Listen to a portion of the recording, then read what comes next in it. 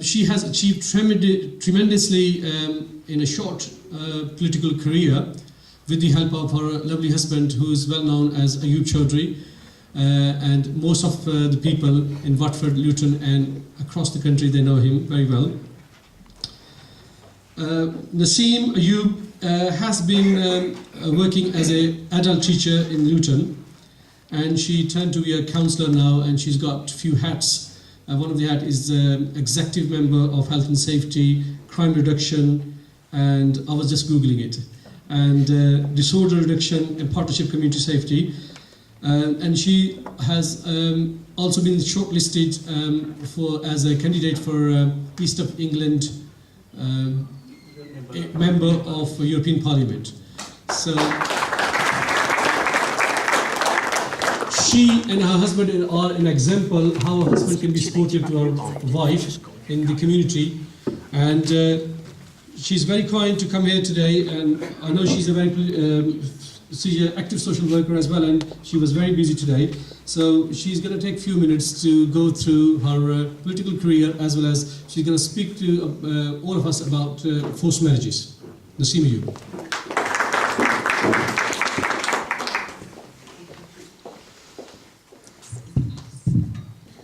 Assalamu alaikum, and hello, good afternoon everybody. First of all, I'd like to thank you, Dr. Tahir Mahmood, Dr. Gulzaman Bhatt, and a successful businessman Akil Bhatt, who I know, and the other organisers that you mentioned before. Sorry, I forgot their names. I'd like to thank you for inviting me to this platform. I was given a few subjects to talk about, but I think from the topics that I was asked to choose from, forced marriages and domestic violence were the ones that I thought there's not much awareness of these. What is regarded as forced marriages and what is domestic violence? So I'll speak a little bit about those subjects first, and then I'll tell you a bit more about myself. So, forced marriages versus arranged marriages. I think there needs to be a clear understanding of the differences between the meanings of forced marriages and that of an arranged marriage. An arranged marriage is when parents, relatives or friends find a suitable partner for the person they're searching for, who when has a choice of accepting or refusing according to their will. Sorry, I'll start again. An arranged marriage is when parents, relatives or friends find a suitable partner for the person they are searching for, who then has a choice of accepting or refusing according to their will. In most cases, when parents are involved, they would only want what is best for their children, and this is in most cases, I would say. Parents or guardians will have more life experience and the knowledge to assist them in making wiser choices and options which seem suitable for their children. If arranged marriages are done honestly and respectively, I think the chances of marriage being successful by the consenting individuals involved will give it a higher chance of success. And I have examples of myself. I was in an arranged marriage, so alhamdulillah, it's going to be 23 years of marriage in October, so I'm an arranged marriage. On the contrary, forced marriage is when partners are matched against the willing consent of one or both of the individuals.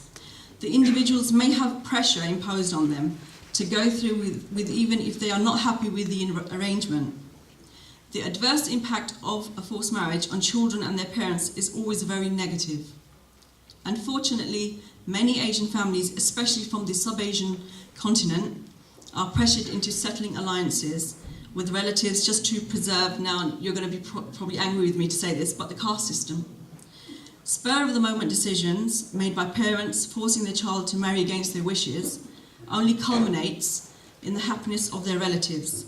Parents may have made promises of a better future for their loved ones abroad without recognizing that in all this, their children are left to face the consequences.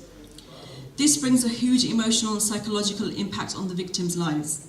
As long as relatives and people from the same caste are accommodated, parents who force their child to marry against their wishes overlook their parental responsibilities in favour of keeping others happy.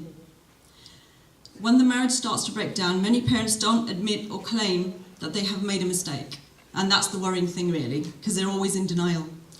which has complication in their children's lives, or by conducting a forced marriage they have created. Many communities may even deny that such problems of forced marriage exist, even though the problem may seem quite prominent.